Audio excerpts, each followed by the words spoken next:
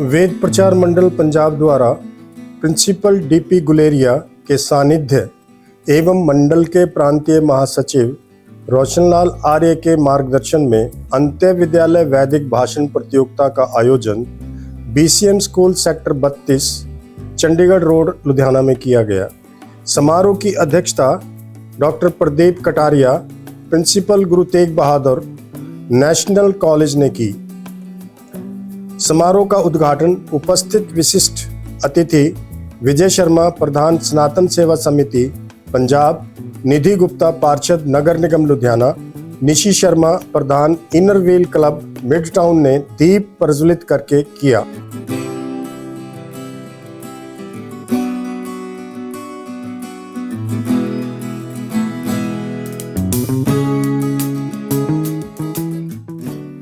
अरुण सूद कोषाध्यक्ष जिला आर्य सभा लुधियाना, जे.आर. कटारिया रिटायर्ड वरिष्ठ प्रबंधक Punjab national bank, SK. Khanna पत्रकार ने ड्रॉ निकालकर और प्रतिभागियों को बैज प्रदान करके प्रतियोगिता को आरंभ कराया।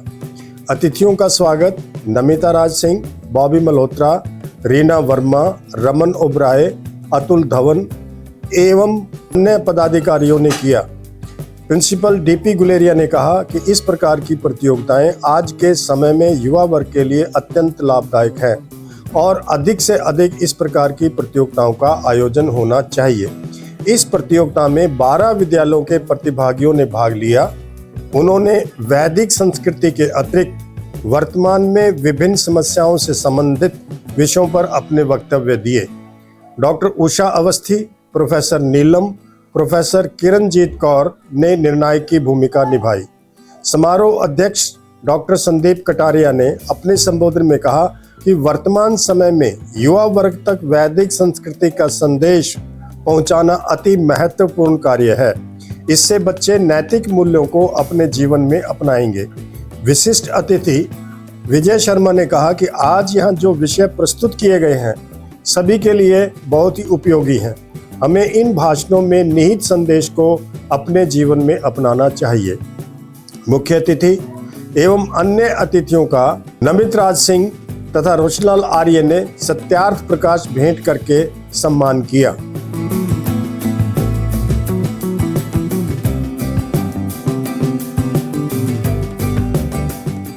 विजय शर्मा तथा डॉक्टर संदीप कटारिया ने विजेताओं को पुरस्कार एवं प्रमाण पत्र प्रदान किए। प्रतियोगिता के परिणाम: प्रथम पुरस्कार नमनजीत कौर ननकाना साहब पब्लिक स्कूल, द्वितीय पुरस्कार Jasmanpreet Singh Guru Nanak public school model town extension, तृतीय पुरस्कार स्वाति प्रिया आर्य कन्या गुरुकुल शास्त्री नगर, प्रशंसनीय पुरस्कार रिशान सिक्का कुंदन विद्या मंदिर शाखा विद्यालय तथा रहमत कौर बीसीएम आर्य स्कूल सिंगला एनक्लेव। प्रस्तुत है समारोह की झलकियां। ओम सर्वे भवन्तु सुखिनः। और सर्वप्रथम इस क्षेत्र की पार्षद होने के नाते आज वेद प्रचार मंडल के पूरे परिवार, बीसीएम स्कूल के पूरे परिवार, सभी शिक्षकगण, निर्णायक टीम, सभी प्यारे बच्चे जो आज इस प्रतियोगिता का हिस्सा बनने के लिए आए हैं और सभी गणमान्य जन जो आज इस हॉल में उपस्थित हैं, सभी का स्वागत करती हूँ, शुभकामनाएं देती हूँ और साथ ही साथ धन्यवाद करती हूँ रोशन जी का, जिन्होंने आज इस प्रतियोगिता समारोह में आमंत्रित किया।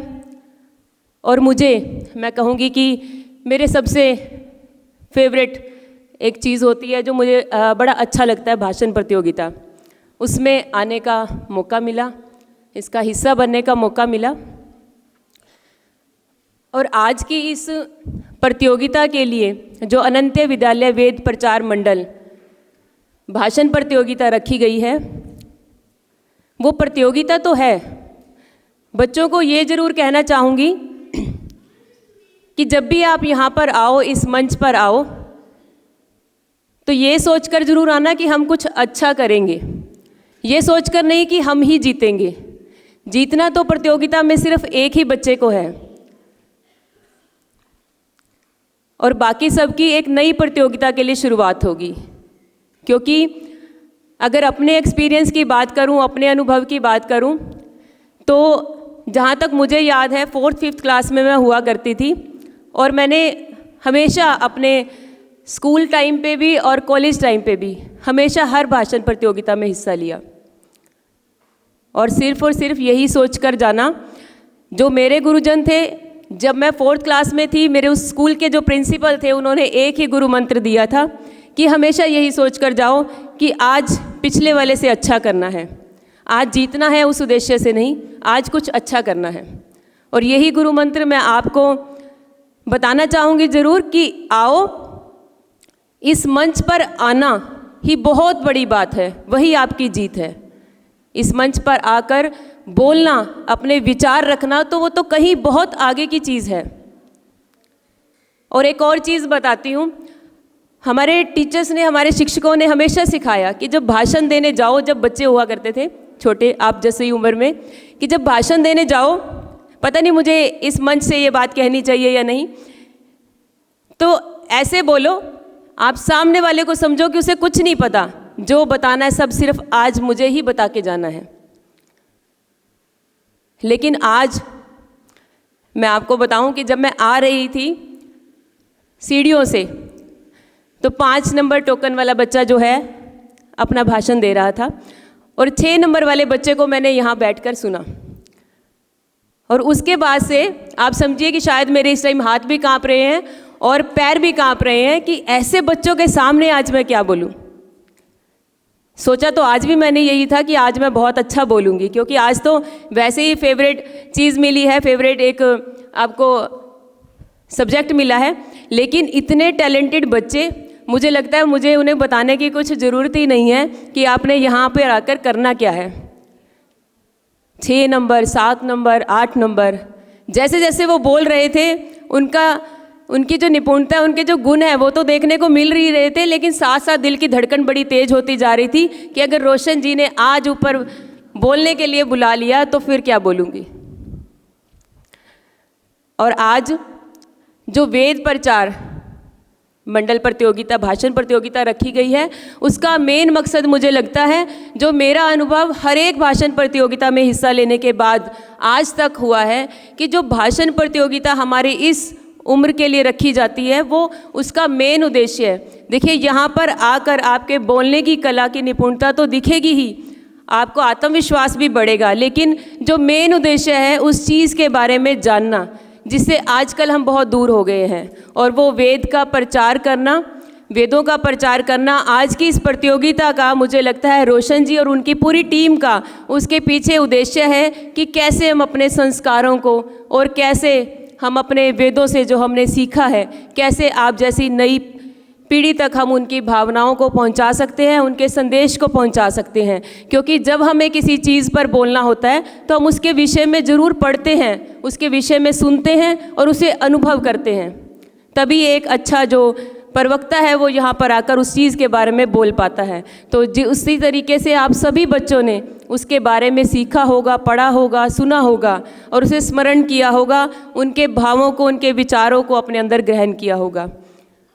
और आज इस मंच पर बहुत अच्छे तरीके से देखने को मिल रहा है, मन भी बड़ा खुश है, क्योंकि आप जैसी नई पीढ़ी जब उस विषय के ऊपर बोलती है जहाँ पर हमारा पूरा समाज उस चीज़ से बहुत पीछे हो चुका है, और आज आप सब उन विचारों को अपने अंदर, अगर 100% भी बोल रहे हो तो 50%, 20% तो अपने अंदर भी वो विचार आते हैं, क्योंकि उन भावों के साथ ही यहाँ बोला जाता है। और आज उन विचारों को लेकर जो विचार आप लोग यहाँ रख रहे हो वो बहुत ही अच्छा, बहुत अच्छा, इतना अच्छा कि मुझे नहीं लगता आप लोगों को कुछ भी समझाने, कुछ भी करने की ज़रूरत है। सिर्फ ये ज़रूर कहना चाहूँगी कि यहाँ पर जिन विचारों का आज आप बेटा आदान प्रदान कर रहे हो, वो सिर्फ भाषण प्रतियोगिता ना समझकर उन विचारों को अपने अंदर ग्रहण भी करना है। और इसी के साथ साथ सभी बच्चों को यही कहूँगी कि इस मंच पर आइए और पूरे उत्साह, आत्मविश्वास के साथ बोलिए, और सिर्फ इस चीज़ के लिए बोलिए कि आपको कुछ अच्छा बोलना है। और आने से पहले इस मंच को प्रणाम करके ज़रूर ऊपर चढ़ें, क्योंकि ये हमारे वेदों का, हमारे संस्कारों का जो है पहला चरण है। जिसकी कमी मुझे दिखी, सिर्फ और सिर्फ वो कमी मुझे यहाँ पर दिखी। बाकी आप सब बच्चों को कुछ भी समझाने की ज़रूरत नहीं है। ऑल द बेस्ट और बहुत बहुत बहुत बहुत शुभकामनाएं। आज जो भी जीतेगा उसे भी शुभकामनाएं, और जो बच्चे रह जाएंगे अगली प्रतियोगिता में उन बच्चों को प्राइज़ देने के लिए मैं ज़रूर रुकूंगी। Thank you so much. मैं आप लोगों को प्रणाम करता हूं, विशेष करके छोटे बच्चों को जिनकी आज प्रतियोगिता है, उन सबको प्रणाम करता हूं कि इतनी हिम्मत है कि वो स्टेज पे खड़े होकर बोल पा रहे हैं, क्योंकि स्टेज पे खड़े होकर बोलना ही एक बहुत बड़ा काम है। सनातन की बात जब हम करते हैं तो सनातन एक बड़ा विषय है, लेकिन मैं उसको सिर्फ 2 लाइनों में बताना चाहूँगा। धर्म की जय हो। धर्म मतलब सत्य की। बच्चों 2 मिनट सुन लेना मेरी बात, भाषण नहीं दे रहा मैं। सनातन कहता है धर्म की जय हो। धर्म मतलब सत्य, कोई भी धर्म हो सकता है, जब वो ठीक है तो उसकी जय होनी चाहिए। अधर्म का नाश हो। अधर्म मतलब असत्य, अधर्म मतलब वो राक्षस जो हमारे अंदर है, उस अधर्म का नाश होना चाहिए। प्राणियों में सद्भाव हो। प्राणियों में, मनुष्यों में नहीं कहा, सब प्राणियों में। वो पशु भी हो सकता है, मनुष्य भी है, इन सब में सद्भावना होनी चाहिए। और विश्व का कल्याण हो। विश्व का मतलब पूरे विश्व का कल्याण हो। हिंदुस्तान का कल्याण, मेरा कल्याण, लुधियाना कल्याण, ऐसा कुछ नहीं। इतनी बड़ी सोच सनातन रखता है। हमारी कोशिश है कि हम सब सनातनियों को पंजाब में एकजुट करें, और रोशन जी हमारे बड़े स्तंभ हैं जिनके कारण ये संभव भी हो पा रहा है। और आज का जो ये कार्यक्रम है वेद प्रचार समिति का, ये मैं दूसरी बार मुझे मौका मिला। एक बार जलंधर में मुझे बुलाया गया था। आज मेरा सौभाग्य है कि मैं लुधियाना में हूँ और यहाँ पर आप लोगों के बीच में हूँ। सब टीचरों से और सब लोगों से मेरी प्रार्थना एक ही है कि जो हम हैं और जो हमारी संस्कृति है वो हमारे बच्चों में भी पहुँचे। हम लोग जब कम्युनिकेशन की बात करते हैं, बिहेवियर की बात करते हैं, एटीट्यूड की बात करते हैं, अपने बच्चों को कम्युनिकेशन सिखाते हैं, अपने बच्चों को बिहेवियर के बारे में बताते हैं, उनको एक अच्छा इंसान बनाने की कोशिश करते हैं। मेरी हाथ जोड़ के सभी बहनों से, सभी टीचरों से, सभी भाइयों से एक ही निवेदन रहता है कि आप बच्चों में हमारी संस्कृति का भी ज्ञान दीजिए, क्योंकि कल ये हमारी संस्कृति की आज जो धरोहर है, कल इन्होंने ही संभालना है, इन्होंने ही उस संस्कृति को आगे चलाना है। और अगर हम आज इनको नहीं बता पाएंगे बच्चों को, तो हमारा कल जो है वो बहुत अच्छा नहीं होगा। कल हमारी संस्कृति की वो ध्वजा लेके चलने वाले लोग शायद नहीं होंगे। तो आप लोगों का जो आने वाला कल है उसका निर्माण आप लोग कर रहे हैं, उसमें अपनी संस्कृति का निर्माण भी साथ साथ कीजिए। बेशक 5 मिनट 10 मिनट अपनी क्लास के अंदर जो है वो बच्चों को ज़रूर बताएं कि हमारी संस्कृति क्या है, हिंदुस्तान क्या कहता है और हमें आगे जाके कैसे आगे बढ़ना है। धन्यवाद। मैं अपनी भाषा को धन्यवाद। पे सब जो भी आए हुए उन सबको मेरा नमस्कार। आज मेरे को यहाँ पे आके इतना अच्छा लगा। मेरी बेटी आया करती थी प्रतियोगिता के लिए, वो केवीएम में पढ़ती थी। जब भी वो आती थी इस प्रतियोगिता के लिए, तो उसके अंदर हमेशा एक डर मेरे को भी होता था कि इतनी स्टेज के आके सबके सामने बोलना करना। पर आज बच्चों को देख के मेरे को उसी का टाइम याद आ गया कि वो आती थी। वो यहाँ पे भी आई हुई है वेद मंडल के यहाँ पे अपनी प्रतियोगिता में पार्टिसिपेट करने के लिए। तो वो यहाँ पे जब जीत के गई, मैं उसको यही आज बता रही थी, मैं वहीं जा रही हूँ, यहाँ तू अपना प्राइज़ लेके आई थी। तो इतनी खुश थी। मेरे को आज बच्चों को देख के बहुत अच्छा लगा। बच्चे इतना अच्छा बोल रहे हैं, इतना अच्छे कॉन्फिडेंस के साथ बोल रहे हैं। जिन बच्चों को याद भी भूल गया, उसमें डरने की ज़रूरत नहीं है। कोई बात नहीं, आप नेक्स्ट के लिए अपने आप को अच्छे से प्रिपेयर करें। बहुत बहुत धन्यवाद आप सबका। Thank you. Yes, you should be full of enthusiasm, full of confidence. Good afternoon. That is required. This is the need of the hour. कि our youth should be full of confidence, full of energy, because this is the need of the hour. Because whatever today you will do, that will help you in the future, right? So first of all, I wish to extend my thanks to Shri Roshan Lal ji, because he is the sole person who connected me with Ved Prachar. Because he is the person who is doing a wonderful work to connect our youth, connect our children with our संस्कृति with our traditions. Because in this race बच्चों, अब जो इस समय है ना, हम कहते हैं हम 21st सेंचुरी है, century of hi tech, century of AI. हम सब लोग यही बात करते हैं, सोशल मीडिया का समय है. लेकिन इस सब की दौड़ में कहीं ना कहीं हम लोग जो है ना अपनी संस्कृति से, अपनी जड़ों से, अपनी रूट से बहुत दूर हो गए हैं.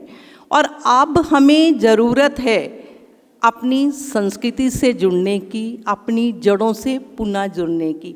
This is a period of India. हम कहते हैं ये भारत का समय है. इस समय जो है 21st सेंचुरी, भारत जो है विश्व गुरु बन रहा है. हम सब जगह हमारे बच्चे जो हैं, हमारे यूथ जो हैं, वो भारत के नाम को चमका रहे हैं, आगे बढ़ा रहे हैं.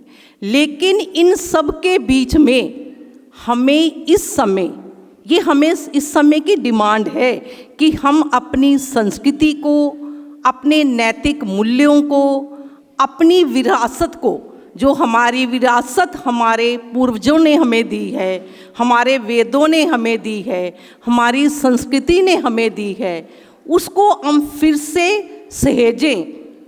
हमारा as a teachers, as the elders of the home, as the mothers, everyone's this is the duty to again connect our children with the values. क्योंकि आज बच्चों में बहुत कुछ है, उनमें एक रेस है, क्योंकि हर आदमी दूसरे को बाईपास करके आगे बढ़ना चाहता है. और इस रेस में, क्योंकि this is a period of competition, everywhere there is a competition, no one is less than other. But इस सब दौड़ में हम कहीं ना कहीं अपनों से और अपनेपन, इन दोनों से बहुत पीछे रह गए हैं. क्योंकि पेरेंट्स हैं, न्यूक्लियर फैमिलीज़ हैं, everyone is running to survive. और उस सर्वाइवल में हम अपने बच्चों को जो एक हेल्दी टाइम देना चाहिए वो नहीं दे पाते हैं ना. तो जब तक हमारा हेल्दी टाइम अपने बच्चों के साथ, अपनी फैमिली के साथ नहीं होगा, तो हमारी हार्ट टू हार्ट कनेक्टिविटी नहीं होती है. हम उनकी सभी ज़रूरतें पूरी कर देते हैं. हम कहते हैं हम अपने बच्चों को बहुत प्यार करते हैं. सभी पेरेंट्स करते हैं, हमारे पेरेंट्स भी हमसे बहुत प्यार करते थे, आपके भी करते हैं. लेकिन आज के और पहले के प्यार में बहुत फ़र्क है. पहला प्यार होता था heart to heart connection. Father घर के अंदर आने वाले होते थे, सब बच्चे एकदम अटेंशन हो जाते थे, पापा घर में आ रहे हैं. Though he never try to abuse, he never try to threaten or say anything. But that fear जो था, वो फियर, डर ऐसा नहीं था कि वो आपको डांट रहे हैं, वो था रिस्पेक्ट, कि हम बड़ों की रिस्पेक्ट करते हैं. Because father was the Elder figure in the family. उनके शब्दों की सब रिस्पेक्ट करते थे. और बच्चे अपनी रिस्पेक्ट कैसे दिखाते थे कि जब वो घर में आए तो they all are working, they are studying, they are helping the mothers. और आज क्या होता है, when the father enters the home, इधर चाइल्ड इज स्लीपिंग बिकॉज उसका टाइम है, फादर लेट आए हैं. और मॉर्निंग में when father gets up, child is at the school. So there is no heart to heart communication. उनको जो पता लगता है, जब मदर से पता चलता है, जहाँ हमारा सोशल मीडिया से, बच्चा मेरा स्कूल गया, बच्चा मेरा ट्यूशन गया है. Where is that connection? Unless and until we as parents have the connection with our children, bond with our children, we will not be able to pass on the information, the knowledge, the values, the ethics, and above all, the love to our children. So this is the most important thing कि we all should try to spare whatever the time we have. हम कहते हैं usually whenever it होता है, मेरे को तो time ही नहीं हैगा, we don't have time. Usually we people predict this thing, but we never think कि everyone have 24 hours in the life. चाहे वो डॉक्टर है, चाहे इंजीनियर है, the people, those the girls, those are at the space, they are also have the 24 hours. They are not having more time than us, but they are fulfilling their duties. They are making something, they are doing something for the country. So why not we spare at least, not much, at least 10-15 minutes for our children to have a healthy discussion in the family, to have the healthy sharing and caring for each other. Once we start with this, automatically whatever the nowadays we were saying or we were discussing few days back, the old age homes have flourished in our country. आज से 10 साल पीछे चले जाइए, 15 साल, आपको किसी शहर में कहीं एक ओल्ड एज होम मिलता था. Now on every corner you will find the old age home. So if we'll start sparing 10-20 minutes every day to have a healthy discussion, affectionate discussion, creating the confidence among our children that we are here. I am always with you. Do whatever you want. Never afraid. Never hide anything. I am here with you. So that they should have the confidence among their parents. कि ठीक है, कुछ गलत भी हो गया, कोई बात नहीं, my mother is there, my father is there. That let develop that kind of the confidence among our children. Then all the wrongs, whatever are going on in the society, not to the 100, to some extent that can be restricted by developing such bonds. And your children will start discussing everything right and wrong with us. They will never hide anything. And this is the only way that we can connect our children with us, so that in the coming time, the new number of the old age homes should not develop in our country. At least whatever is there, that's okay. But in the future, this should not happen. Because the children knows that whatever we are passing to them, that will come back to us. Nowadays, so many children have spoken about the karma. What is karma? What we give to others, that will come back to us. So if we will spend or give something, a healthy time to our children, definitely when we will get old, at least somewhere something will stuck to their mind and they will give that healthy and good time back to us. And thank you so much. I have spoken a lot of things and taken a lot of time. Thank you so much. And on the behalf of all the Ved Pracharak Sanstha, on the behalf of Roshan Lal ji and all the present dignitaries and educationists, I extend my thanks to everyone and a lot of love to my growing children. God bless you all. Thank you so much. आज के इस समारोह के अध्यक्ष माननीय श्री संदीप कटारिया जी, जो कि principal हैं गुरु तेग बहादुर नेशनल कॉलेज दाखा, अध्यक्ष भाषण के लिए आमंत्रित करता हूं माननीय श्री संदीप कटारिया जी. एक बार जोरदार तालियों की गड़गड़ाहट से उनका आप स्वागत करेंगे. ਸਾਡੇ ਅੱਜ ਦੇ ਇਸ ਪ੍ਰੋਗਰਾਮ ਵਿੱਚ ਪਹੁੰਚੇ ਹੋਏ ਬੁੱਧੀਜੀਵੀ ਸ਼ਖਸੀਅਤਾਂ, BCM school family, different schools ਤੋਂ ਆਏ ਹੋਏ ਟੀਚਰ ਸਾਹਿਬਾਨ, ਸਟੂਡੈਂਟਸ, ਪਾਰਟਿਸਿਪੈਂਟਸ, ਸਭ ਤੋਂ ਪਹਿਲਾਂ ਮੈਂ ਤੁਹਾਡਾ ਤਹਿ ਦਿਲੋਂ ਸ਼ੁਕਰੀਆ ਅਦਾ ਕਰਦਾ ਕਿ ਤੁਸੀਂ ਮੈਨੂੰ ਆਪਣੇ ਵਿਚਕਾਰ ਆਪਣੀਆਂ ਗੱਲਾਂ ਸਾਂਝਾ ਕਰਨ ਦਾ ਮੌਕਾ ਦਿੱਤਾ. So thank you very much. ਔਰ ਅੱਜ ਦਾ ਜਿਹੜਾ ਪ੍ਰੋਗਰਾਮ ਹੈ ਵੇਦ ਪ੍ਰਚਾਰ ਮੰਡਲ ਦਾ, ਇਸ ਪ੍ਰੋਗਰਾਮ ਦੀ ਜਿਹੜੀ ਸਭ ਤੋਂ ਵੱਡੀ ਖਾਸੀਅਤ ਉਹ ਇਹ ਹੈ ਕਿ ਆਪਣੇ ਆਪ ਦੇ ਵਿੱਚ ਇਹ ਪੂਰੀ ਦੀ ਪੂਰੀ ਜਿਹੜੀ ਟੀਮ ਆ, ਬੜੀ ਡਿਸਿਪਲਿਨਡ ਟੀਮ ਹੈ. ਪ੍ਰੋਗਰਾਮ ਦਾ ਇੱਕ ਸਬ ਇਵੈਂਟ ਜਿਹੜਾ ਹੈਗਾ ਉਹ ਬੜੇ ਡਿਸਿਪਲਿਨ ਦੇ ਨਾਲ ਨਵਾਜਿਆ ਜਾਂਦਾ. ਔਰ ਜਦੋਂ ਕੋਈ ਵੀ ਪ੍ਰੋਗਰਾਮ ਡਿਸਿਪਲਿਨ ਦੇ ਵਿੱਚ ਹੋ ਰਿਹਾ ਹੁੰਦਾ ਤਾਂ ਨੈਚੁਰਲੀ ਜਿਹੜੀਆਂ ਗੱਲਾਂ ਅਸੀਂ ਕਰ ਰਹੇ ਹਾਂ, ਜਿਹੜਾ ਅੱਜ ਕੰਪੀਟੀਸ਼ਨ ਡੈਕਲਾਮੇਸ਼ਨ ਕੰਟੈਸਟ ਜਿਹੜਾ ਕਰਾਇਆ ਜਾ ਰਿਹਾ ਵੈਲਿਊਜ਼ ਦੇ ਉੱਤੇ, ਉਹ ਵੈਲਿਊਜ਼ ਦੀ ਸਟਾਰਟ ਹੀ ਸਾਡੇ ਡਿਸਿਪਲਿਨ ਤੋਂ ਹੁੰਦੀ ਹੈ.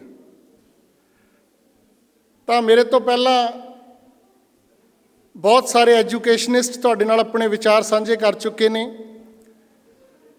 ਮੈਂ ਕੁਝ ਪ੍ਰੈਕਟੀਕਲ ਐਗਜ਼ਾਮਪਲਸ ਦੇ ਨਾਲ ਆਪਣੀ ਗੱਲ ਨੂੰ ਰੱਖਣ ਦੀ ਕੋਸ਼ਿਸ਼ ਕਰਾਂਗਾ. ਸਾਡੇ ਜੱਜਸ ਸਾਹਿਬਾਨ ਵੀ ਨੇ ਜਿਨ੍ਹਾਂ ਨੇ ਕਿ ਬੜੀ ਮਿਹਨਤ ਦੇ ਨਾਲ ਇੱਕ ਬੱਚੇ ਨੂੰ ਸੁਣਿਆ ਔਰ ਰਿਜ਼ਲਟ ਵੀ ਤਿਆਰ ਕੀਤਾ. ਮੈਂ ਉਹਨਾਂ ਦਾ ਵੀ ਤਹਿ ਦਿਲੋਂ ਸ਼ੁਕਰੀਆ ਅਦਾ ਕਰਦਾ. ਕੋਈ ਵੀ ਜਦੋਂ ਅਸੀਂ ਪ੍ਰੋਗਰਾਮ ਉਲੀਕਣਾ ਹੁੰਦਾ, ਕੋਈ ਵੀ ਅਸੀਂ ਪ੍ਰੋਗਰਾਮ ਆਰਗੇਨਾਈਜ਼ ਕਰਨਾ ਹੁੰਦਾ, ਤਾਂ ਉਹਦੇ ਲਈ ਸਾਨੂੰ ਇੱਕ sub event minute to minute programme ਜਿਹੜਾ ਹੈਗਾ ਉਹ ਤਿਆਰ ਕਰਨਾ ਪੈਂਦਾ। ਔਰ ਜਿੰਨੇ ਵੀ ਪਾਰਟਿਸਿਪੈਂਟ ਸਟੇਜ ਤੇ ਆਏ, ਮੈਂ ਸਾਰਿਆਂ ਨੂੰ ਵਧਾਈ ਦਿੰਦਾ ਕਿ ਤੁਸੀਂ ਬੜੀ ਕੌਨਫੀਡੈਂਟਲੀ ਆਪਣੇ ਵਿਚਾਰਾਂ ਨੂੰ ਸਾਰਿਆਂ ਦੇ ਵਿੱਚ ਰੱਖਿਆ। ਔਰ ਇਹ ਜਿਹੜਾ ਕੌਨਫੀਡੈਂਸ ਸੀ ਤੁਹਾਡਾ, ਉਹ ਕਾਬਿਲੇ ਤਾਰੀਫ ਸੀ, ਕਿਉਂਕਿ ਸਟੇਜ ਤੇ ਆਉਣਾ ਹੀ ਬਹੁਤ ਵੱਡੀ ਗੱਲ ਆ। ਜਦੋਂ ਅਸੀਂ ਕਿਸੇ ਕੰਪੀਟੀਸ਼ਨ ਦੇ ਵਿੱਚ ਪਾਰਟਿਸਿਪੇਟ ਕਰਦੇ ਹਾਂ ਤਾਂ ਜਾਂ ਤਾਂ ਅਸੀਂ ਜਿੱਤ ਕੇ ਜਾਂਦੇ ਹਾਂ ਤੇ ਜਾਂ ਅਸੀਂ ਸਿੱਖ ਕੇ ਜਾਂਦੇ ਹਾਂ। ਹਾਰ ਨਾਮ ਦਾ ਸ਼ਬਦ ਕਦੇ ਵੀ ਡਿਕਸ਼ਨਰੀ 'ਚ ਨਹੀਂ ਹੁੰਦਾ, ਜਿੱਤਣਾ ਹੁੰਦਾ ਜਾਂ ਸਿੱਖਣਾ ਹੁੰਦਾ। ਤਾਂ ਜਿਹੜੇ ਵੀ ਪਾਰਟਿਸਿਪੈਂਟਸ ਅੱਜ ਜਿੱਤ ਕੇ ਜਾਣਗੇ ਉਹਨਾਂ ਨੂੰ ਵੀ ਵਧਾਈ ਆ, ਔਰ ਜਿਹੜੇ ਸਿੱਖ ਕੇ ਜਾਣਗੇ ਉਹਨਾਂ ਨੂੰ ਵੀ ਵਧਾਈ ਆ ਕਿ ਤੁਸੀਂ ਇਹ ਕੋਸ਼ਿਸ਼ ਕੀਤੀ ਕਿ ਤੁਸੀਂ ਸਟੇਜ 'ਤੇ ਆ ਕੇ ਆਪਣੇ ਵਿਚਾਰ ਜਿਹੜੇ ਆ ਜ਼ਰੂਰ ਸਾਂਝੇ ਕੀਤੇ। ਮੈਂ ਤੁਹਾਨੂੰ ਆਪਣੇ ਵੇਲੇ ਦੀ ਇੱਕ ਗੱਲ ਯਾਦ ਕਰਾਉਣਾ। ਮੈਨੂੰ ਪਤਾ ਕਿ ਗੱਲਾਂ ਬਹੁਤ ਹੋ ਗਈਆਂ ਔਰ ਬੱਚਿਆਂ ਦੇ ਵਿੱਚ ਸੁਣਨ ਦੀ ਜਿਹੜੀ ਕੈਪੈਸਿਟੀ ਹੈਗੀ ਉਹ ਪਹਿਲਾਂ ਨਾਲੋਂ ਬਹੁਤ ਘੱਟ ਗਈ ਹੈ, ਕਿਉਂਕਿ ਕੋਵਿਡ ਤੋਂ ਬਾਅਦ ਦਾ ਜਿਹੜਾ ਸਿਨੈਰੀਓ ਹੈ ਉਹ ਬਹੁਤ ਚੇਂਜ ਹੋ ਚੁੱਕਿਆ। ਔਰ ਈਵਨ ਜੇ ਆਨਲਾਈਨ ਕਲਾਸ ਵੀ ਹੁੰਦੀ ਹੈ ਤਾਂ ਉੱਥੇ ਟੀਚਰਸ ਨੂੰ ਮਜਬੂਰਨ ਇਹ ਕਹਿਣਾ ਪੈਂਦਾ ਕਿ ਆਪਣਾ ਕੈਮਰਾ ਤੁਸੀਂ ਔਨ ਰੱਖੋ, ਕਿਉਂਕਿ ਬਹੁਤ ਸਾਰੇ ਵਿਦਿਆਰਥੀ ਨੇ ਉਹ ਕੈਮਰਾ ਆਪਣਾ ਜੁਆਇਨ ਕਰਨ ਤੋਂ ਬਾਅਦ ਉਹ ਸਾਈਡ 'ਤੇ ਹੋ ਜਾਂਦੇ ਆ। ਤਾਂ ਮੈਨੂੰ ਯਾਦ ਹੈ ਕਿ ਮੈਂ ਜਦੋਂ ਸਟੇਜ 'ਤੇ ਆਉਣਾ ਸੀ, ਤੁਸੀਂ ਬਹੁਤ ਛੋਟੇ ਹੋ ਕਿ ਜਿਹੜੇ ਸਟੇਜ 'ਤੇ ਪਹੁੰਚ ਗਏ ਔਰ ਬੜੀ ਕੌਨਫੀਡੈਂਟਲੀ ਆਪਣੀਆਂ ਗੱਲਾਂ ਨੂੰ ਰੱਖਿਆ। ਮੈਨੂੰ ਯਾਦ ਹੈ ਕਿ ਮੇਰੇ ਟੀਚਰ ਨੇ ਕਿਹਾ, ਮੈਨੂੰ ਉਹਨਾਂ ਨੇ ਕਹਾਣੀ ਸੁਣਾਈ। ਮੈਂ ਪਹਿਲੀ ਵਾਰੀ ਸਟੇਜ 'ਤੇ ਆਉਣਾ ਸੀ ਅਤੇ ਮੈਂ ਕਿਹਾ ਸਰ ਮੇਰੇ ਤੋਂ ਨਹੀਂ ਬੋਲਿਆ ਜਾਣਾ, ਆਡੀਅנס ਬਹੁਤ ਹੁੰਦੀ ਹੈ, ਬੋਲਣਾ ਬਹੁਤ ਔਖਾ ਕੰਮ ਹੈ। ਉਹਨਾਂ ਨੇ ਮੈਨੂੰ ਇੱਕ ਉਦਾਹਰਣ ਦਿੱਤਾ।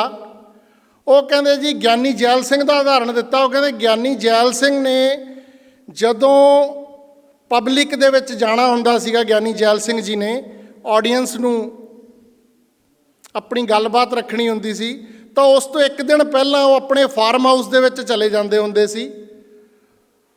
ਉਹ ਗੋਭੀ ਦੇ ਫੁੱਲ ਹੁੰਦੇ ਸੀ। ਉਹ ਕਹਿੰਦੇ ਸੀਗੇ ਵੀ ਤੁਸੀਂ ਇਹ ਸੋਚ ਲਓ ਵੀ ਆਹ ਗੋਭੀ ਦੇ ਫੁੱਲ ਨਹੀਂ ਹੈਗੇ, ਲੋਕ ਹੀ ਬੈਠੇ, ਇਹਨਾਂ ਦੇ ਸਿਰ ਹੀ ਦਿਖਣਗੇ ਤੁਹਾਨੂੰ ਵੀ ਇਹ ਸਿਰ ਹੀ ਹੈਗੇ ਆ ਲੋਕਾਂ ਦੇ। ਅਤੇ ਉੱਥੇ ਹੀ ਆਪਣੀ ਗੱਲ ਰੱਖੀ ਹੋਣੀ ਉਹਨਾਂ ਨੇ।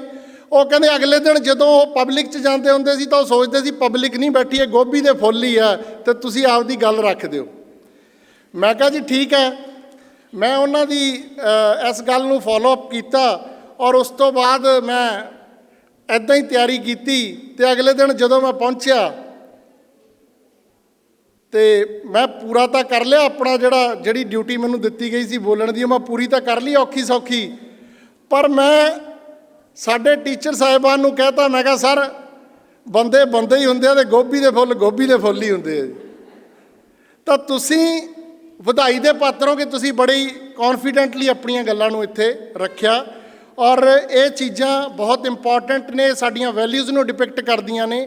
ਔਰ ਤੁਸੀਂ ਵਿਦਿਆਰਥੀ ਹੀ ਹੈਗੇ ਹੋ, ਸਾਡੇ ਦੇਸ਼ ਦਾ ਭਵਿੱਖ ਹੈਗੇ ਹੋ, ਕਿ ਜੇ ਤੁਸੀਂ ਆਪਣੀ ਗੱਲ ਨੂੰ ਮਜ਼ਬੂਤੀ ਦੇ ਨਾਲ ਰੱਖੋਗੇ ਤਾਂ ਆਉਣ ਵਾਲੀ ਪੀੜ੍ਹੀ ਦੇ ਵਿੱਚ ਅਸੀਂ ਇਹ ਸੋਚ ਸਕਦੇ ਹਾਂ ਕਿ ਸਾਡਾ ਹਿੰਦੁਸਤਾਨ, ਸਾਡਾ ਜਿਹੜਾ ਭਾਰਤ ਹੈਗਾ ਉਹ ਮਜ਼ਬੂਤ ਹੱਥਾਂ ਦੇ ਵਿੱਚ ਹੋਊਗਾ। ਮੈਂ ਹਜੇ ਹਾਲ ਹੀ ਦੀ ਐਗਜ਼ਾਮਪਲ ਤੁਹਾਨੂੰ ਦਿੰਦਾ। 10 ਤਰੀਕ ਨੂੰ ਇੱਕ ਸੱਦਾ ਸੀਗਾ ਪੰਜਾਬ ਯੂਨੀਵਰਸਿਟੀ ਦੀ ਜਿਹੜੀ ਸੈਨੇਟ ਦੀਆਂ ਚੋਣਾਂ ਨੂੰ ਲੈ ਕੇ। ਉੱਥੇ ਦੇਖੋ ਸਾਡੇ ਬਜ਼ੁਰਗ ਵੀ ਉੱਥੇ ਪਹੁੰਚੇ, ਸਾਡੇ ਵਿਦਿਆਰਥੀ ਵੀ ਉੱਥੇ ਪਹੁੰਚੇ, ਪਰ ਉਹ ਜਿਹੜਾ ਇਨੀਸ਼ੀਏਟਿਵ ਲਿੱਤਾ ਗਿਆ ਸੀ ਉਹ ਵਿਦਿਆਰਥੀਆਂ ਦੇ ਵੱਲੋਂ ਲਿੱਤਾ ਗਿਆ ਸੀਗਾ ਕਿ ਪੰਜਾਬ ਯੂਨੀਵਰਸਿਟੀ ਪੰਜਾਬ ਦੀ ਵਿਰਾਸਤ ਹੈਗੀ ਹੈ, ਇਸ ਨੂੰ ਅਸੀਂ ਆਪਣੇ ਹੱਥੋਂ ਨਹੀਂ ਜਾਣ ਦਿਆਂਗੇ। ਔਰ ਉਹਦਾ ਬੜਾ ਭਰਮਾ ਹੁੰਗਾਰਾ ਮਿਲਿਆ ਔਰ ਮੈਨੂੰ ਲੱਗਦਾ ਕਿ ਜਲਦੀ ਇਲੈਕਸ਼ਨਸ ਦਾ ਨੋਟੀਫਿਕੇਸ਼ਨ ਵੀ ਹੋ ਜਾਊਗਾ। ਸੋ ਇਹ ਸਾਰੀਆਂ ਚੀਜ਼ਾਂ ਇੰਪੋਰਟੈਂਟ ਨੇ। ਇਹਦੇ ਨਾਲ ਨਾਲ ਤੁਹਾਨੂੰ ਮੈਡਮ ਨੇ ਹੁਣੇ ਮੈਮ ਓਬੇਰੋਏ ਨੇ ਇੱਕ ਗੱਲ ਰੱਖੀ ਕਿ ਵਰਿੱਧ ਆਸ਼ਰਮਾਂ ਦੀ ਗਿਣਤੀ, ਓਲਡ ਏਜ ਹੋਮ ਦੀ ਗਿਣਤੀ ਜਿਹੜੀ ਵੱਧਦੀ ਜਾ ਰਹੀ ਹੈ। ਔਰ ਹੋਣਾ ਕੀ ਚਾਹੀਦਾ ਸੀ ਕਿ ਜਿੱਦਾਂ ਜਿੱਦਾਂ ਐਜੂਕੇਸ਼ਨ ਸਾਡੀ ਇਨਕਰੀਜ਼ ਹੁੰਦੀ ਜਾ ਰਹੀ ਹੈ, ਲਿਟਰੇਸੀ ਰੇਟ ਵੱਧਦਾ ਜਾ ਰਿਹਾ ਹੈ, ਤਾਂ ਇਹਨਾਂ ਦੀ ਗਿਣਤੀ ਘਟਣੀ ਚਾਹੀਦੀ ਸੀ, ਨਾ ਕਿ ਵਧਣੀ ਚਾਹੀਦੀ ਸੀ। ਸੋ ਪੇਰੈਂਟਸ ਸਾਡੇ ਲਈ ਉਹ ਸਭ ਕੁਝ ਕਰਦੇ ਨੇ, ਆਪਣੀਆਂ ਲਿਮਿਟਸ ਤੋਂ ਵੱਧ ਕੇ ਆਪਣੇ ਬੱਚਿਆਂ ਦੇ ਲਈ ਕਰਦੇ ਨੇ। ਸੋ ਸਾਨੂੰ ਆਪਣੇ ਪੇਰੈਂਟਸ ਦੀ ਰਿਸਪੈਕਟ ਕਰਨੀ ਚਾਹੀਦੀ ਹੈ, ਸਾਡੀ ਪ੍ਰਾਇਮਰੀ ਡਿਊਟੀ ਹੈ। ਇਹੀ ਚੀਜ਼ਾਂ ਜਿਹਦੇ ਉੱਤੇ ਅਸੀਂ ਅੱਜ ਡਿਸਕਸ ਕਰ ਰਹੇ ਹਾਂ ਵੈਲਿਊਜ਼ ਦੇ ਉੱਤੇ, ਤਾਂ ਵੈਲਿਊਜ਼ ਦੀ ਜਿਹੜੀ ਇਨੀਸ਼ੀਏਟਿਵ ਹੈਗੀ ਆ ਉਹ ਸਾਡੇ ਪਰਿਵਾਰ ਤੋਂ ਹੁੰਦੀ ਹੈ। ਉਸ ਤੋਂ ਬਾਅਦ ਅਸੀਂ ਆਪਣੇ ਅਧਿਆਪਕ ਸਾਹਿਬਾਨ ਦੇ ਟੱਚ 'ਚ ਆਉਂਦੇ ਹਾਂ ਔਰ ਫਿਰ ਸੁਸਾਇਟੀ ਦੇ ਟੱਚ 'ਚ ਆਉਂਦੇ ਹਾਂ। ਸੋ ਮੇਰਾ ਤੁਹਾਨੂੰ ਸਾਰਿਆਂ ਨੂੰ ਇੱਕ ਬੇਨਤੀ ਹੈ, ਇੱਕ ਰਿਕਵੈਸਟ ਹੈ ਕਿ ਆਪਣੇ ਪੇਰੈਂਟਸ ਦਾ ਸਤਿਕਾਰ ਕਰੋ। ਕੋਈ ਵੀ ਆਪਣੀ ਗੱਲ ਹੈਗੀ ਆ ਉਹਨਾਂ ਦੇ ਨਾਲ ਖੁੱਲ੍ਹ ਕੇ ਸਾਂਝੀ ਕਰੋ, ਕਿਉਂਕਿ ਇਹੀ ਪ੍ਰੋਬਲਮਸ ਆ ਰਹੀਆਂ ਨੇ। ਅਸੀਂ ਦੇਖਦੇ ਹਾਂ ਕਿ ਬੱਚਿਆਂ ਦੇ ਉੱਤੇ ਕਈ ਵਾਰੀ ਬੜਾ ਪ੍ਰੈਸ਼ਰ ਹੁੰਦਾ। ਪਿੱਛੇ ਜੇ ਜਦੋਂ ਵੀ ਕੰਪੀਟੀਟਿਵ ਐਗਜ਼ਾਮਸ ਦੀ ਨੀਟ ਦੀ ਤਿਆਰੀ ਕਰਨ ਬੱਚੇ ਜਾਂਦੇ ਨੇ ਤਾਂ ਬੜੀਆਂ ਇੱਦਾਂ ਦੀਆਂ ਨਿਊਜ਼ ਸੁਣਨ ਨੂੰ ਮਿਲਦੀਆਂ ਕਿ ਮਨ ਅੰਦਰੋਂ ਝਕਝੋਰ ਉੱਠਦਾ। ਸੋ ਪੇਰੈਂਟਸ ਦੇ ਨਾਲ ਆਪਣੀ ਗੱਲ ਖੁੱਲ੍ਹ ਕੇ ਕਰੋ। ਜਦੋਂ ਤੱਕ ਤੁਸੀਂ ਗੱਲ ਨਹੀਂ ਕਰੋਗੇ, ਜਦੋਂ ਤੱਕ ਤੁਸੀਂ ਉਹਨਾਂ ਨੂੰ ਰਿਸਪੈਕਟਫੁਲੀ ਨਹੀਂ ਪੇਸ਼ ਆਓਗੇ। ਔਰ ਜਿਹੜਾ ਇਹ ਧਿਆਨ ਹੈ, ਇੱਕ ਮੋਬਾਈਲ ਫੋਨਾਂ ਨੇ ਨਾ ਸਾਡਾ ਧਿਆਨ ਬੜਾ ਡਿਵਰਟ ਕੀਤਾ ਹੋਇਆ। ਮੈਂ ਇਹ ਗੱਲ ਕਹਿਣ 'ਚ ਬਿਲਕੁਲ ਵੀ ਗਰੇਜ਼ ਨਹੀਂ ਕਰੂੰਗਾ ਕਿ ਸੈੱਲ ਫੋਨ ਦਾ ਇਸਤੇਮਾਲ ਜੇ ਅਸੀਂ ਪੋਜ਼ੀਟਿਵ ਤਰੀਕੇ ਦੇ ਨਾਲ ਕਰਦੇ ਹਾਂ ਤਾਂ ਸਾਨੂੰ ਉਹਦੇ ਬੜੇ ਲਾਹੇਵੰਦ ਫਾਇਦੇ ਵੀ ਮਿਲਦੇ ਨੇ, ਪਰ ਜੇ ਅਸੀਂ ਉਹਨੂੰ ਐਕਸਟ੍ਰੀਮ ਦੇ ਵਿੱਚ ਯੂਜ਼ ਕਰਦੇ ਹਾਂ, ਅਨਨੈਸੈਸਰੀ ਯੂਜ਼ ਕਰਦੇ ਹਾਂ ਤਾਂ ਉਹਦੇ ਨੁਕਸਾਨ ਵੀ ਹੁੰਦੇ ਨੇ। ਸੋ ਇਹਨਾਂ ਚੀਜ਼ਾਂ ਨੂੰ ਅਸੀਂ ਜ਼ਰੂਰ ਧਿਆਨ ਦੇ ਵਿੱਚ ਰੱਖਣਾ ਹੈ। ਔਰ ਮੈਂ ਵੇਦ ਪ੍ਰਚਾਰ ਮੰਡਲ ਦੀ ਪੂਰੀ ਟੀਮ ਨੂੰ ਮੁਬਾਰਕਬਾਦ ਦਿੰਦਾ ਕਿ ਉਹ ਇਸ ਤਰੀਕੇ ਦੇ ਪ੍ਰੋਗਰਾਮ ਆਰਗੇਨਾਈਜ਼ ਕਰ ਰਹੇ ਨੇ, ਔਰ ਜਿਹਦੇ ਨਾਲ ਸਾਡੀ ਸੰਸਕ੍ਰਿਤੀ, ਸਾਡੀ ਸੱਭਿਅਤਾ, ਸਾਡੀਆਂ ਕਦਰਾਂ ਕੀਮਤਾਂ ਦੇ ਵਿੱਚ ਬੱਚਿਆਂ ਨੂੰ ਪਤਾ ਲੱਗ ਰਿਹਾ ਕਿ ਕੀ ਅਸੀਂ ਆਪਣੇ ਸਮਾਜ ਨੂੰ ਦੇਣਾ। ਆਪਣੇ ਲਈ ਹਰ ਕੋਈ ਜਿਉਂਦਾ, ਬਟ ਅਸੀਂ ਸਮਾਜ ਲਈ ਵੀ ਕੁਝ ਕਰੀਏ, ਇਹ ਬਹੁਤ ਜ਼ਰੂਰੀ ਹੈ। ਅਖੀਰ ਦੇ ਵਿੱਚ ਮੈਂ ਇੱਕ ਸਟੋਰੀ ਸੁਣਾਊਂਗਾ ਤੁਹਾਨੂੰ, ਉਹ ਬੜੇ ਧਿਆਨ ਨਾਲ ਸੁਣਿਓ, ਉਸ ਤੋਂ ਬਾਅਦ ਮੈਂ ਆਪਣੇ ਸ਼ਬਦਾਂ ਨੂੰ ਵਿਰਾਮ ਦਿਆਂਗਾ। ਇਹ ਸਟੋਰੀ ਹੈ ਇੱਕ ਹੰਗੇਰੀਅਨ ਪਿਸਟਲ ਸ਼ੂਟਰ ਦੀ, ਜਿਹਦਾ ਨਾਮ ਸੀ ਕੈਰਲੀ ਟੈਕਸ। ਸੁਣੀ ਹੈ ਕਦੇ ਸਟੋਰੀ? ਇਹ ਸਟੋਰੀ ਹੈ, ਬੜੀ ਇੰਪੋਰਟੈਂਟ ਸਟੋਰੀ ਹੈ। ਇਹ ਸਟੋਰੀ ਹੈ 1938 ਦੀ। 1938 ਉਸ ਟਾਈਮ ਇੱਕ ਪਰਸਨ ਸੀ ਜਿਹਦਾ ਨਾਮ ਸੀ ਕੈਰਲੀ ਟੈਕਸ, ਔਰ ਉਹਨੂੰ ਬੜਾ ਸ਼ੌਂਕ ਸੀ ਕਿ ਮੈਂ ਆਪਣੇ ਰਾਈਟ ਹੈਂਡ ਨੂੰ, ਇਸ ਹੱਥ ਨੂੰ ਦੁਨੀਆ ਦਾ ਬੈਸਟ ਸ਼ੂਟਿੰਗ ਹੈਂਡ ਬਣਾਵਾਂ। ਉਹਨੇ ਇਸ ਤੋਂ ਪਹਿਲਾਂ ਬਹੁਤ ਸਾਰੀਆਂ ਟਰਾਫੀਜ਼, ਬਹੁਤ ਸਾਰੇ ਮੈਡਲਸ ਆਪਣੇ ਦੇਸ਼ ਲਈ ਜਿੱਤੇ, ਪਰ ਜਿਹੜਾ ਉਹਦਾ ਇਹ ਸੁਪਨਾ ਸੀ ਕਿ ਮੈਂ ਆਪਣੇ ਇਸ ਹੱਥ ਨੂੰ ਦੁਨੀਆ ਦਾ ਬੈਸਟ ਸ਼ੂਟਿੰਗ ਹੈਂਡ ਬਣਾਵਾਂ, ਉਹਦੇ ਲਈ ਉਹਦੇ ਕੋਲੇ ਸੀ ਓਲੰਪਿਕਸ। ਉਹਦਾ ਟਾਰਗੇਟ ਸੀ ਕਿ ਮੈਂ ਓਲੰਪਿਕ ਦੇ ਵਿੱਚ ਆਪਣੇ ਦੇਸ਼ ਲਈ ਮੈਡਲ ਜਿੱਤ ਕੇ ਲਿਆਵਾਂ। ਔਰ ਅਨਫੋਰਚੂਨੇਟਲੀ 1939 ਦੇ ਵਿੱਚ, 1940s ਦੇ ਵਿੱਚ ਓਲੰਪਿਕਸ ਹੋਣੇ ਸੀ, ਔਰ 1939 ਦੇ ਵਿੱਚ ਉਹ ਆਰਮੀ ਦਾ ਕੋਈ ਟ੍ਰੇਨਿੰਗ ਕੈਂਪ ਚੱਲ ਰਿਹਾ ਸੀ, ਔਰ ਉਹਦੇ ਉਸੇ ਹੱਥ ਦੇ ਵਿੱਚ ਬੌਂਬ ਗ੍ਰੈਨੇਡ ਫਟ ਗਿਆ, ਜਿਸ ਹੱਥ ਨੂੰ ਉਹ ਦੁਨੀਆ ਦਾ ਬੈਸਟ ਸ਼ੂਟਿੰਗ ਹੈਂਡ ਬਣਾਉਣਾ ਚਾਹੁੰਦਾ ਸੀ। ਤੁਸੀਂ ਦੇਖੋ ਕਿ ਤੁਹਾਡਾ ਇੱਕ ਸੁਪਨਾ ਹੋਵੇ ਕਿ ਮੈਂ ਇਹ ਕਰਨਾ, ਔਰ ਤੁਹਾਨੂੰ ਤੁਹਾਡੇ ਸਾਹਮਣੇ ਉਹ ਤੁਹਾਡਾ ਸੁਪਨਾ ਖਤਮ ਹੁੰਦਾ ਹੋਇਆ ਦਿਖ ਰਿਹਾ ਹੋਵੇ, ਤਾਂ ਤੁਸੀਂ ਕਿੱਦਾਂ ਦਾ ਮਹਿਸੂਸ ਕਰੋਗੇ?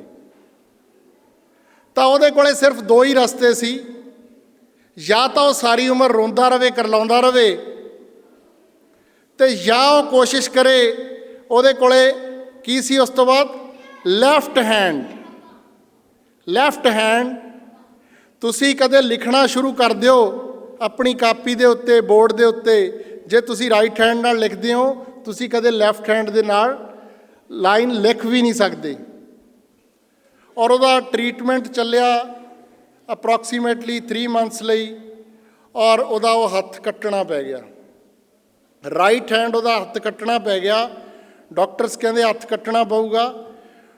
ਔਰ 1939 ਜਦੋਂ ਹੀ ਉਹਦਾ ਟ੍ਰੀਟਮੈਂਟ ਕੰਪਲੀਟ ਹੋਇਆ, ਆਫਟਰ ਦੈਟ ਉਹਨੇ ਆਪਣੀ ਟ੍ਰੇਨਿੰਗ ਦੁਬਾਰਾ ਤੋਂ ਸਟਾਰਟ ਕੀਤੀ, ਆਪਣੇ ਲੈਫਟ ਹੈਂਡ ਦੇ ਨਾਲ ਪ੍ਰੈਕਟਿਸ ਕਰਨੀ ਸਟਾਰਟ ਕੀਤੀ। ਔਰ ਉਹ ਪ੍ਰੈਕਟਿਸ ਕਰਦਾ ਰਿਹਾ। ਉੱਥੇ ਹੀ 1940 ਦੇ ਵਿੱਚ ਜਦੋਂ ਬਿਲਕੁਲ ਸਟਾਰਟਿੰਗ ਸੀਗੀ, ਉੱਥੇ ਕੋਈ ਨੈਸ਼ਨਲ ਚੈਂਪੀਅਨਸ਼ਿਪ ਹੋ ਰਹੀ ਸੀ। ਉੱਥੇ ਉਹ ਪਰਸਨ ਗਿਆ। ਬਾਕੀ ਸਭ ਨੂੰ ਨਹੀਂ ਪਤਾ ਸੀ ਕਿ ਉਹ ਬੰਦਾ ਤਿਆਰੀ ਕਰ ਰਿਹਾ ਔਰ ਅੱਜ ਉਹ ਕੰਪੀਟ ਕਰੂਗਾ। ਉੱਥੇ ਸਾਰੇ ਸਪੋਰਟਸ ਪਰਸਨਸ ਨੇ ਖੜੇ ਹੋ ਕੇ ਉਹਦੇ ਲਈ ਕਲੈਪ ਕੀਤੀ ਕਿ ਇਹ ਹੁੰਦੀ ਹੈ ਸਪੋਰਟਸਮੈਨਸ਼ਿਪ, ਕਿ ਇਹ ਬੰਦਾ ਪਾਰਟਿਸਿਪੇਟ ਨਹੀਂ ਕਰ ਸਕਦਾ, but he is here to motivate us. ਉਹ ਕਹਿੰਦਾ ਘਬਰਾਓ ਨਾ, ਮੈਂ ਤੁਹਾਨੂੰ ਮੋਟੀਵੇਟ ਤਾਂ ਕਰੂੰਗਾ ਹੀ ਕਰੂੰਗਾ, ਪਰ ਮੈਂ ਇੱਥੇ ਤੁਹਾਡੇ ਨਾਲ ਲੜਨ ਆਇਆ, ਮੈਂ ਤੁਹਾਡੇ ਨਾਲ ਕੰਪੀਟ ਕਰਨ ਆਇਆ। ਉਸ ਨੈਸ਼ਨਲ ਚੈਂਪੀਅਨਸ਼ਿਪ ਦੇ ਵਿੱਚ 골ਡ ਮੈਡਲ ਕਿਹਨੇ ਜਿੱਤਿਆ? ਕੈਰਲੀ ਟੈਕਸ ਨੇ ਜਿੱਤਿਆ। ਔਰ 1940 ਚ ਜਿਹੜੇ ਓਲੰਪਿਕ ਹੋਣੇ ਸੀਗੇ ਉਹ ਵਰਲਡ ਵਾਰ ਦੀ ਵਜ੍ਹਾ ਦੇ ਨਾਲ ਕੈਂਸਲ ਹੋ ਗਏ। ਤੁਸੀਂ ਦੇਖੋ ਪਹਿਲਾ ਉਹਦਾ ਝਟਕਾ ਉਹਨੂੰ ਇਹ ਲੱਗਿਆ, ਉਹਦਾ ਰਾਈਟ ਹੈਂਡ ਚਲਿਆ ਗਿਆ। ਉਸ ਤੋਂ ਬਾਅਦ 1940 ਜਿਹੜੇ ਓਲੰਪਿਕ 'ਚ ਉਹਨੇ ਪਾਰਟੀਸਿਪੇਟ ਕਰਨਾ ਸੀ, ਓਲੰਪਿਕ ਕੈਂਸਲ ਹੋ ਗਏ ਵਰਲਡ ਵਾਰ ਦੇ ਕਾਰਨ। ਪਰ ਫਿਰ ਵੀ ਉਹਨੇ ਆਪਣੇ ਅੰਦਰ ਦਾ ਸਪੋਰਟਸਮੈਨਸ਼ਿਪ ਮਰਨ ਨਹੀਂ ਦਿੱਤੀ। ਓਲੰਪਿਕਸ ਤੁਹਾਨੂੰ ਪਤਾ ਹਰ 4 ਸਾਲ ਬਾਅਦ ਹੁੰਦੇ ਆ। ਉਹਦਾ ਅਗਲਾ ਟਾਰਗੇਟ ਫਿਕਸ ਹੋ ਗਿਆ 1944 ਕਿ ਮੈਂ 1944 ਦੇ ਵਿੱਚ ਓਲੰਪਿਕ 'ਚ ਕੰਟੈਸਟ ਕਰਨਾ ਹੈ ਔਰ ਆਪਣੇ ਦੇਸ਼ ਨੂੰ ਮੈਡਲ ਲਿਆ ਕੇ ਦੇਣਾ ਹੈ। ਬਟ ਅਨਫੋਰਚੂਨੇਟਲੀ 1944 ਦੇ ਓਲੰਪਿਕਸ ਵੀ ਕੈਂਸਲ ਹੋ ਗਏ ਵਰਲਡ ਵਾਰ ਦੇ ਕਾਰਨ। ਤੁਸੀਂ ਇਹ ਦੇਖੋ ਕਿ ਜਦੋਂ 1944 ਦੇ ਓਲੰਪਿਕਸ ਵੀ ਕੈਂਸਲ ਹੋ ਗਏ ਤਾਂ ਉਸ ਤੋਂ ਬਾਅਦ ਜਿਹੜੇ ਓਲੰਪਿਕ ਹੋਣੇ ਸੀ ਕਦੋਂ ਹੋਣੇ ਸੀ? 1948 ਦੇ ਵਿੱਚ। ਉਹਨੇ ਆਪਣੇ ਅੰਦਰ ਦੇ ਸਪੋਰਟਸਮੈਨ ਨੂੰ ਜਾਗਦਾ ਰੱਖਿਆ, ਉਹ ਪ੍ਰੈਕਟਿਸ ਕਰਦਾ ਰਿਹਾ। 1938 ਦੇ ਵਿੱਚ ਉਹਦੀ ਉਮਰ ਸੀਗੀ 28 years. In 1938 he was 28 years old, but in 1948 ਉਹਦੀ ਏਜ ਕਿੰਨੀ ਹੋ ਗਈ? 38 years। ਔਰ ਤੁਸੀਂ ਇਹ ਦੇਖ ਲਓ ਕਿ ਜਿਹੜੇ ਯੰਗਰ ਪਲੇਅਰ ਦੇ ਨਾਲ ਕੰਟੈਸਟ ਕਰਨਾ, ਇੱਕ 28 ਸਾਲ ਦਾ ਔਰ ਇੱਕ 38 ਸਾਲ ਦਾ, ਕਿੰਨਾ ਮੁਸ਼ਕਿਲ ਹੁੰਦਾ ਉਹਨੂੰ ਕੰਟੈਸਟ ਕਰਨਾ। And Karoly Takacs participated in the Olympics 1948 and he won the gold medal for his country. Left hand ਦੇ ਨਾਲ ਉਹਨੇ ਆਪਣੀ ਕੰਟਰੀ ਨੂੰ ਗੋਲਡ ਮੈਡਲ ਲੈ ਕੇ ਦਿੱਤਾ। ਉਹ ਇੱਥੇ ਹੀ ਨਹੀਂ ਰੁਕਿਆ। Again he participated in 1952 Olympics and again he won the gold medal for his country again. So ਉਹਨੇ ਇਤਿਹਾਸ ਬਦਲ ਕੇ ਰੱਖਤਾ ਪੂਰੇ ਦਾ ਪੂਰਾ ਕਿ ਉਹ ਪਹਿਲਾ ਪਿਸਟਲ ਸ਼ੂਟਰ ਸੀ ਜਿਹਨੇ 2 ਲਗਾਤਾਰ ਗੋਲਡ ਮੈਡਲ ਜਿੱਤ ਕੇ ਆਪਣੀ ਕੰਟਰੀ ਦੇ ਝੋਲੀ ਦੇ ਵਿੱਚ ਪਾਏ। So that should be the spirit. This is the true definition of the dedication. This is the true definition of the efforts. So ਹਮੇਸ਼ਾ ਕਦੇ ਵੀ ਹਾਰ ਨਹੀਂ ਮੰਨਣੀ ਜ਼ਿੰਦਗੀ ਦੇ ਵਿੱਚ, ਆਪਣੇ ਵੱਲੋਂ ਐਫਰਟਸ ਕਰਦੇ ਰਹਿਣਾ ਔਰ ਤੁਹਾਨੂੰ ਸਕਸੈਸ ਡੈਫੀਨੇਟਲੀ ਮਿਲੂਗੀ। ਸੋ ਐਸੇ ਸਟੋਰੀ ਦੇ ਨਾਲ ਮੈਂ ਅਖੀਰ ਤੋਂ ਵੇਦ ਪ੍ਰਚਾਰ ਮੰਡਲ ਦਾ, ਉਹਨਾਂ ਦੀ ਸਮੂਹ ਕਮੇਟੀ ਦਾ ਔਰ ਸਪੈਸ਼ਲੀ ਸ਼੍ਰੀ ਰੋਸ਼ਨ ਲਾਲ ਜੀ ਦਾ ਤਹਿ ਦਿਲੋਂ ਤੋਂ ਸ਼ੁਕਰੀਆ ਅਦਾ ਕਰਦਾ ਕਿ ਉਹਨਾਂ ਨੇ ਮੈਨੂੰ ਅੱਜ ਦੇ ਇਸ ਪ੍ਰੋਗਰਾਮ ਦੇ ਵਿੱਚ ਸ਼ਾਮਲ ਹੋਣ ਦਾ ਮੌਕਾ ਦਿੱਤਾ ਔਰ ਤੁਹਾਡੇ ਸਾਰਿਆਂ ਦੇ ਨਾਲ ਆਪਣੇ ਵਿਚਾਰ ਸਾਂਝੇ ਕਰਨ ਦਾ ਮੌਕਾ ਦਿੱਤਾ। Best wishes, may God bless you all. Thank you very much. Today I've got the opportunity to thank our guests. Few of them, I know them by their name, so I would like to thank Mr. Sandeep Kataria ji for giving such a wonderful motivational speech. I would like to thank Mr. Vijay Sharma ji.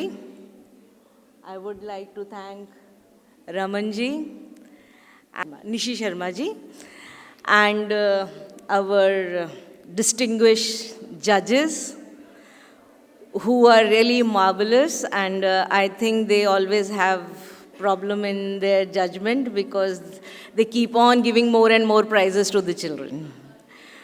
And I would like to thank all the members of Ved Prachar Mandal, Mr. Roshan Lal ji for taking such a big responsibility, and thank you to Principal Sir of BCM and even the staff and the children who are here to view the function, even all the teachers who have come from outside to participate with their students, and I am sure that you all must be hoping that my children get the first prize. एक छोटी सी बात, दिल में हमारे, अब ध्यान से सुनना, दिल में हमारे 2 वुल्फ होते हैं। आप जानते हो वुल्फ क्या होते हैं?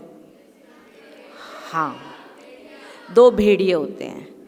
एक भेड़िया बहुत अच्छा सोचता है और दूसरा भेड़िया बहुत गलत सोचता है। तो जो अच्छा भेड़िया सोचता है तो हम अच्छे काम करते हैं, और जो गंदा भेड़िया सोचता है वो हम गलत काम करते हैं। अब दोनों भेड़िया हमारे अंदर हैं, ठीक है, ध्यान से सुनना आप ये चीज़। दोनों भेड़िया हमारे अंदर हैं। अब कौन सा भेड़िया आप चाहते हो कि आपको डोमिनेट करे? ठीक है, हाँ, बोल तो रहे हो अच्छा वाला, लेकिन वो अच्छा वाला कभी डोमिनेट नहीं करता है, हमेशा वो गंदा वाला डोमिनेट करता है ना? कोई गिर जाता है तो आप हंसने लगते हो, ऐसा ही होता है ना, और जोर जोर से तालियां बनाते हो। तो मुझे बताओ फिर कैसे वो अच्छा वाला तो डोमिनेट कर ही नहीं रहा है। तो आपने आज सब ने ये सोचना है कि जब कोई चीज़ हम डिसाइड कर रहे हैं करने के लिए, तो सबसे पहले ये सोचो कि हमें इससे फ़ायदा क्या हो सकता है और हमें इससे नुकसान क्या हो सकता है। तो हमने कौन सी चीज़ करनी है? जिससे ज़्यादा फ़ायदा होगा वो वाली करनी है, या जिससे ज़्यादा नुकसान होगा वो वाली करनी है? फ़ायदे वाला। तो आज से सब ने ये चीज़ ज़रूर सोचनी है, ठीक है, डिसाइड करने से पहले। और जैसे ये प्रोग्राम हमारा मॉरल वैल्यूज़ पे होता है, बहुत सारे बच्चे आते हैं, ये बहुत सारे डिबेट मतलब डेक्लेमेशन में बोलते हैं, बहुत सारी बातें बताते हैं, लेकिन कोई कुछ याद नहीं रखता है। घर हम जाते हैं भूल जाते हैं हमने क्या बोला था, ऐसा ही होता है ना? तो आज एक चीज़ याद रखना, हम पानी को बचाने की बातें करते हैं, ठीक है, वाटर कंजर्वेशन के बारे में बातें करते हैं, सेव वाटर के बारे में बात करते हैं कि नहीं करते हैं? मुझे सुनाई नहीं दे रहा। तो आज आपने एक चीज़ ज़रूर करनी है, आप उतना ही पानी लेना जितना आपने पीना है, सिर्फ उतना पानी लेना जितना आपने पीना है। और सपोजिंग वो पानी बच जाता है तो आपने इधर उधर नहीं फेंकना, उसको प्लांट्स में डाल देना। गमले होते हैं ना, तो गमलों में डाल देना है। तो आपने गमलों को भी पानी पिला दिया और आपने अपना भी पानी पी लिया। बस ये चीज़ मेरी तरफ से याद रखना।